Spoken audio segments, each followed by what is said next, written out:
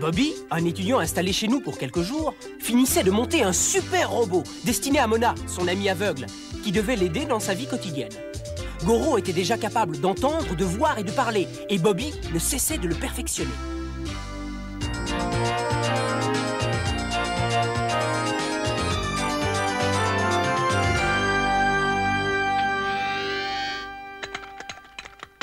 Oh! Je n'y comprends rien. Avec ces capteurs tactiles, il devrait pouvoir saisir les objets. J'ai entendu parler d'un robot capable de saisir les œufs sans les briser. Oui, je l'ai vu, mais se limiter aux œufs n'est pas très intéressant. Moi, j'ai d'autres ambitions pour Goro. Je voudrais qu'il puisse saisir les objets avec la force ou la délicatesse réclamée par l'action effectuée. Allez, Goro, montre-nous ce que tu peux faire. D'accord.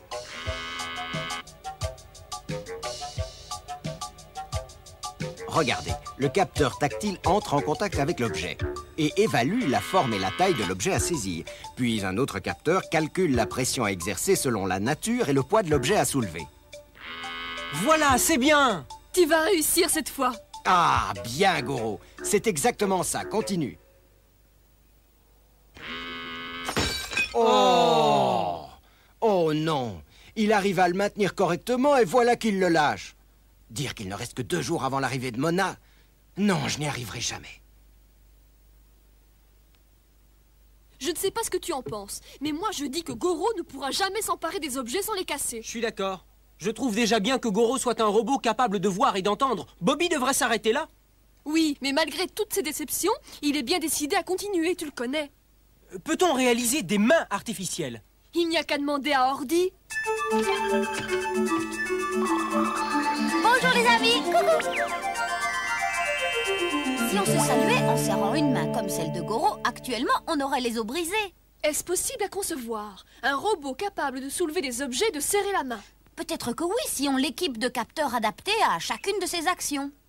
Mais un robot pour aveugle n'a pas forcément besoin de mains, n'est-ce pas? Pas forcément. En effet, je crois que Bobby désire plutôt réaliser un robot qui soit à son image.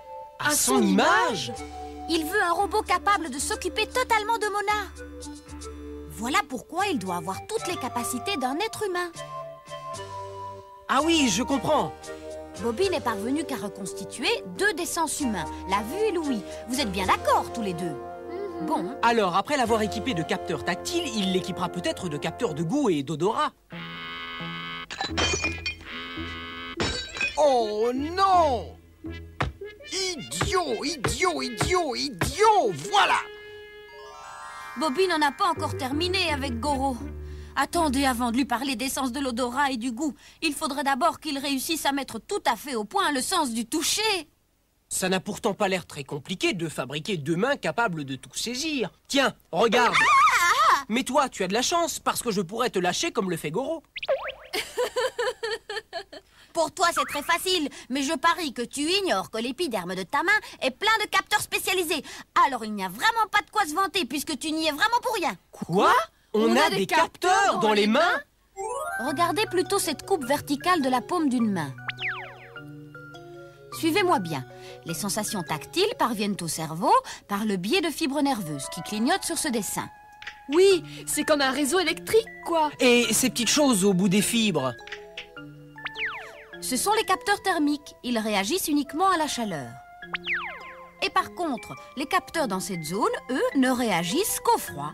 Ça alors? Moi j'ignorais que les sensations de chaud et de froid n'étaient pas ressenties par les mêmes capteurs. Et la sensation de pression est ressentie par ce petit disque tactile. Alors que la douleur, elle, est ressentie par ces terminaisons nerveuses. Les objets rugueux ou lisses, au toucher, ne sont pas perçus par les mêmes capteurs. Certains à la surface, d'autres situés plus en profondeur. Ah, vous voyez maintenant comme l'épiderme humain est sophistiqué. Alors comme ça, chaque sensation cutanée provient d'un capteur différent. Ben ça, je l'aurais jamais imaginé. Mais ce n'est pas tout. Maintenant, il faudrait essayer d'appliquer nos connaissances au robot. Ça veut dire qu'il va falloir équiper Goro de tous les capteurs dont tu viens de parler. Non, uniquement les capteurs indispensables. Goro n'a pas besoin de ressentir toutes les sensations. Il ne faut donc adapter que les capteurs utiles à notre robot. Alors Bobby a bien travaillé. Il a déjà équipé Goro de tous les capteurs nécessaires pour saisir les objets. Oh, très bien, mais je me demande vraiment comment il les a posés. Je crois qu'il s'agit de capteurs de pression et de contact, et de capteurs pour que Goro ne lâche pas les objets. Ah bon, c'est tout? Est-ce que Bobby a oublié quelque chose, Ordi? Eh ben... C'est bien, vas-y. Doucement. Viens doucement. Oh! Oh! Il ne reste que 2 jours. Oh! Plus que 2 jours. Peut-être y a-t-il un problème de liaison avec les capteurs de vision, sait-on jamais? Oui, un problème de vision. Ou bien pas assez de capteurs tactiles dans les mains. Oui, je crois que j'ai compris. Tout doit venir des capteurs de vision, qui reconnaissent les objets à saisir en informant l'ordinateur qui fait agir le robot en conséquence. Avec un verre, on doit faire attention à la pression exercée. Mais avec un œuf, il faut être encore plus prudent. Alors que l'on peut serrer une main humaine plus énergiquement. Oui! Mais l'essentiel est que toutes ces différences soient programmées bien à l'avance. Sinon, on entendra le robot « Non, pitié, j'ai peur de tout casser !» Imaginez un robot angoissé. C'est drôle, mais Goro dans tout ça. Oh, il y a sûrement une erreur dans la programmation. Peut-être qu'un jour, il ne brisera plus les objets. Je l'espère. Hé, vous ne sentez rien? Quoi? Ça sent le brûlé. Oh non!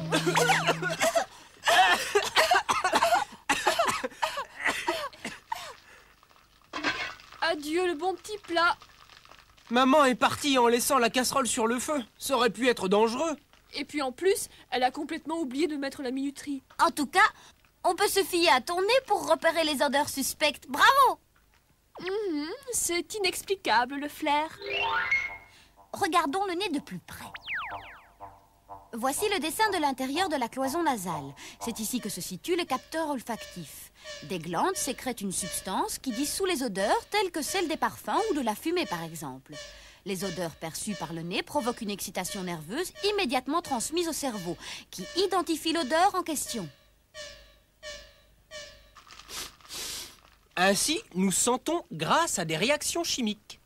Notre nez est vraiment subtil. Oh, mais l'odorat humain n'est pas aussi développé que ça, vous savez? Qu'est-ce que tu veux dire? Les chiens, par exemple, ont un flair bien meilleur que le nôtre. Savez-vous pourquoi? Bah, parce qu'ils ont souvent un long museau. C'est vrai que la taille du nez peut influer sur la quantité d'air inhalé. La cavité nasale des chiens est pleine de petits replis qui retiennent les odeurs. Et de plus, la surface olfactive chez le chien est 20 fois plus grande que chez les hommes. Du coup, le nombre de cellules olfactives doit être largement plus élevé. Eh oui! Si l'être humain se fie surtout à sa vue, le chien, lui, se fie d'abord à son flair. Ainsi, les chiens policiers, par exemple, après un entraînement spécial, deviennent très vite capables de retrouver la piste d'un suspect par le simple fait d'avoir reniflé un vêtement lui ayant appartenu.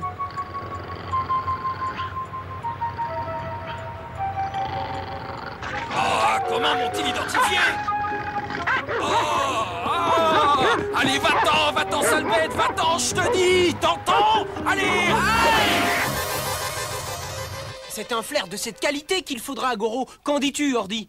Malheureusement, l'invention d'un tel capteur olfactif n'est toujours pas envisageable, mais peut-être pourrait-on équiper Goro d'alarmes réagissant au gaz ou à la fumée. Les fuites de gaz et les incendies sont tellement dangereux, n'est-ce pas? Ah oui! Et ça? Je parie que c'est mangeable. Allez, ne fais pas ton intéressant.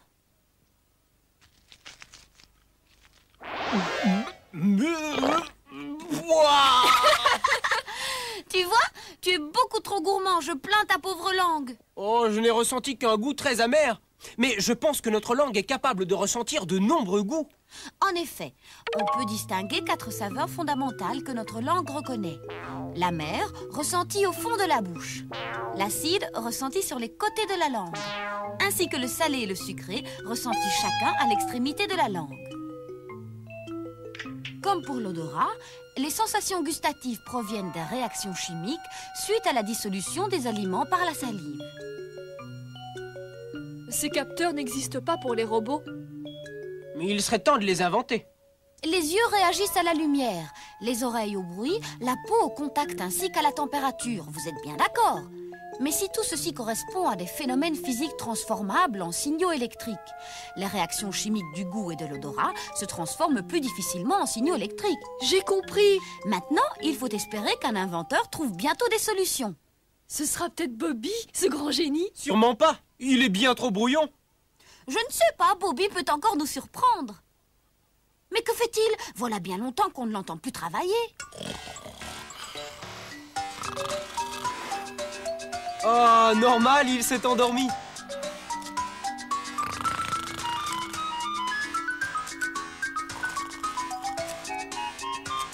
Pas de doute, Bobby est notre grand inventeur.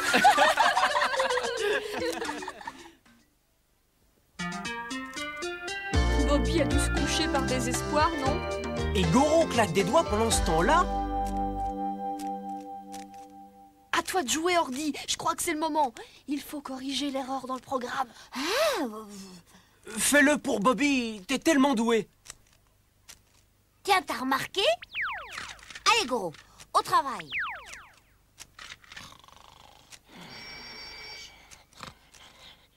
Quelque chose me dit que c'est pour nous. Allô? Oui, monsieur le professeur. Oh, ne quittez pas. Moi aussi, j'ai du flair. Allô? Bonjour, professeur. Alex à l'appareil. Comment vas-tu, mon garçon? Je t'appelle pour te prévenir que j'ai pu contacter Mona. Fabuleux. Et que vous a-t-elle dit? Oh, elle a l'air enchantée. Elle m'a dit que pour Bobby, elle irait au bout du monde. Elle devrait donc arriver demain dans la journée. Quoi? Déjà demain? Pourquoi il y a un empêchement? C'est que Goro... Mais non, Alex, tout sera prêt à temps. Ordi a promis de s'occuper de Goro, tu sais bien. Ah oui, c'est vrai. Bon, ne changez rien surtout, monsieur le professeur. Nous irons la chercher. Dois-je l'accompagner? Ce n'est pas nécessaire. Bobby se fera un plaisir de s'occuper de Mona, je vous assure. Ah, très bien. C'est que Goro est terminé, alors. Il arrive presque à saisir les objets maintenant. Presque? Oui, il ne reste plus que quelques détails à mettre au point. Oh, mais ce que tu me dis là est fantastique. Passe-moi immédiatement Bobby, que je le félicite pour sa persévérance. C'est que en ce moment, il dort. Il dort? Le repos du génie, vous connaissez. Comment? Non, rien. Merci de votre précieux concours. Ah, ce n'est rien. Transmets mes amitiés à Bobby. Entendu. Ça y est, j'ai réussi. Hé, les enfants, venez vite. Goro fonctionne à présent.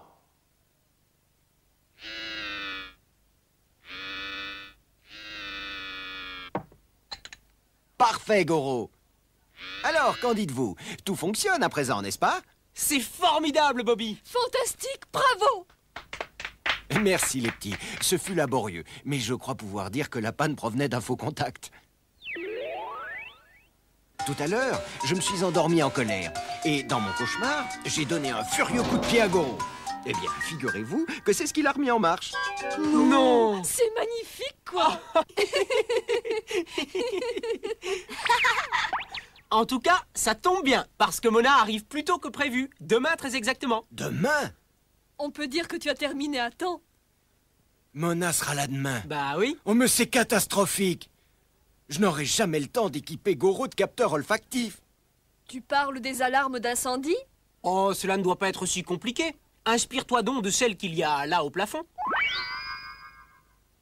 Oui, mais pour qu'une alarme se déclenche réellement, il faudrait qu'il y ait de la fumée, un incendie. Ou au moins de la fumée de cigarette pour provoquer une réaction. Et puis, pour notre Goro, ce genre d'alarme ne servirait à rien. Je vois pas pourquoi. Mais réfléchis un peu, Alex. Goro doit prévenir Mona avant que la fumée soit trop importante. Oh, mais c'est vrai, je ne vous l'avais pas encore dit. Eh bien, il faut que vous sachiez que Mona est aveugle. Mais vous allez voir. Je vais équiper mon Goro de tous les capteurs possibles et inimaginables. Si Goro parvient à réagir aux odeurs, ses yeux l'aideront ensuite à identifier l'éventuel danger. Et s'il y a effectivement lieu, il alertera Mona à temps. Ce doit être un énorme travail de rentrer ce programme dans l'ordinateur. Là, tu as raison. Et il faut que Goro soit prêt pour demain. Demain! Oh, toute la nuit! Il va falloir que je travaille toute la nuit! Allez, Bobby, un dernier effort, s'il te plaît.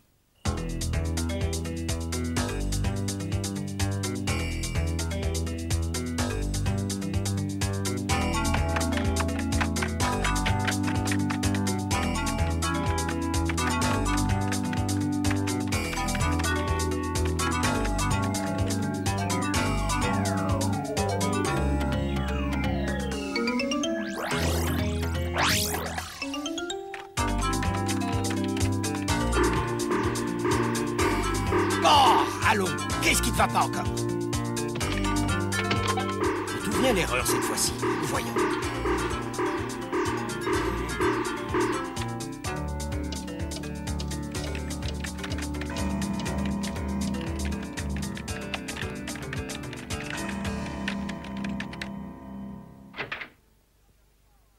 Tiens, vous n'arrivez pas à dormir, vous non plus, c'est ça? On s'inquiète un petit peu pour Bobby. D'autant plus qu'il n'a rien mangé et il faudrait qu'il se ménage un peu. Mais tu sais bien qu'il n'a pas le temps. Mona arrive dans la journée, Bobby n'a plus une seule seconde à perdre. Hein? Qu'est-ce que c'est que cette histoire? Encore une erreur. Mais c'est bizarre. Qu'est-ce que c'est que ce truc? Je ne m'y retrouve plus dans mes ordinogrammes. Oh non! Tout est faux! Il faut tout recommencer! Oh. Ça recommence. Une secousse d'au moins 6 sur l'échelle de Richter.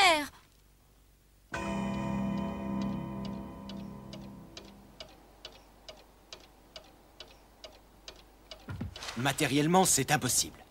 Mais je n'ai aucune intention d'abandonner maintenant.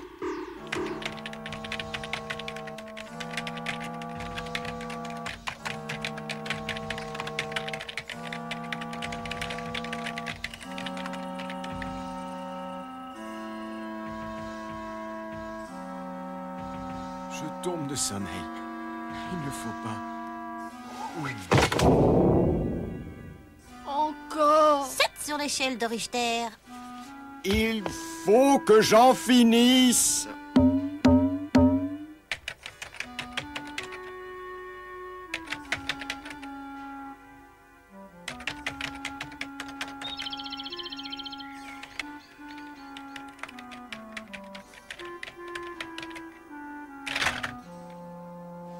Oh, mais il fait jour! Je n'ai quasiment pas fermé l'œil. Moi non plus. Encore un effort, Bobby.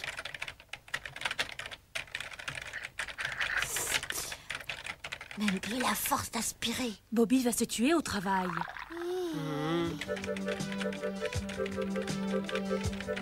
Allez, plus vite.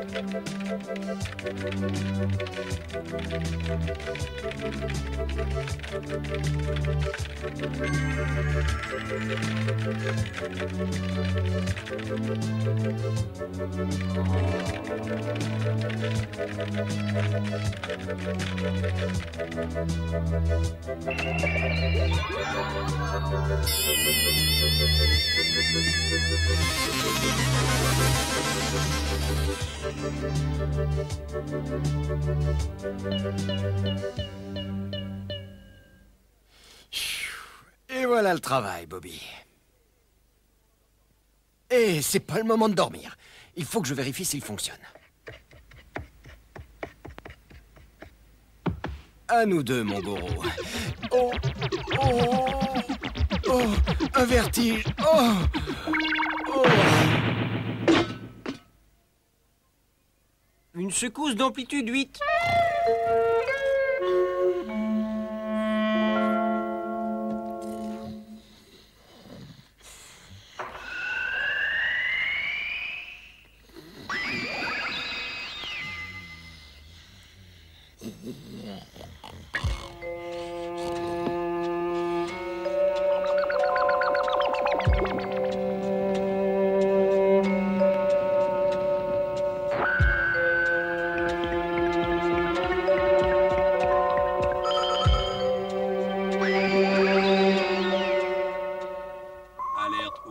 Alerte au feu. Vous avez entendu? On aurait dit la voix de Goro! L'extincteur! Où est l'extincteur? Il faut de l'eau, mais bougez-vous un peu, bon sang! Il y a le feu dans la maison! Alerte, alerte. Où ça? Mais je vois rien! Attention, alerte rouge. Attention. Oh, c'est ici, la cigarette. À 3. 1, 2, 3!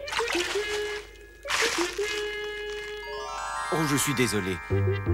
J'ai failli brûler votre tapis. C'est de ma faute, excusez-moi. Je vous en rachèterai un tout neuf, c'est promis. Encore pardon. Ce n'est rien, Bobby, ce n'est rien. Goro est prêt, c'est l'essentiel. Bravo, Bobby, tu es dans les temps. Tu te rends compte, c'est fini, bien fini. J'ai réussi, c'est vrai.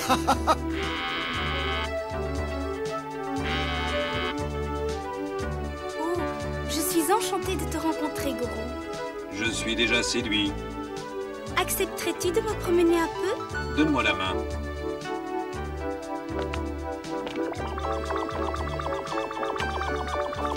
Tu as vu, Bobby? C'est un véritable triomphe. Oh oui, je suis tellement ému. Allons-y. Oui, oui. Goro, le petit robot, remplace le chien de Mona. Espérons que l'on en fabriquera des milliers pour les aveugles. De nos jours, des chercheurs continuent à travailler à l'élaboration de capteurs imitant parfaitement les 5 sens humains. Le perfectionnement et la miniaturisation des ordinateurs vont permettre bientôt dans de multiples secteurs le développement de bien des applications robotiques.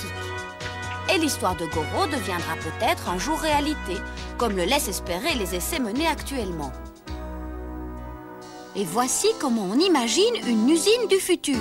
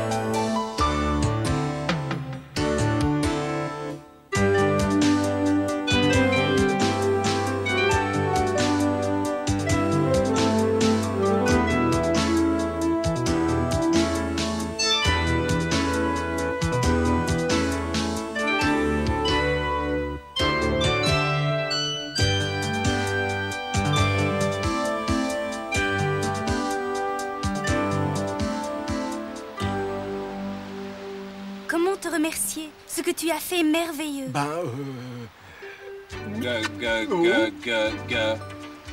Je vais devenir jaloux. Ouais, c'est formidable. J'ai réussi. Mona est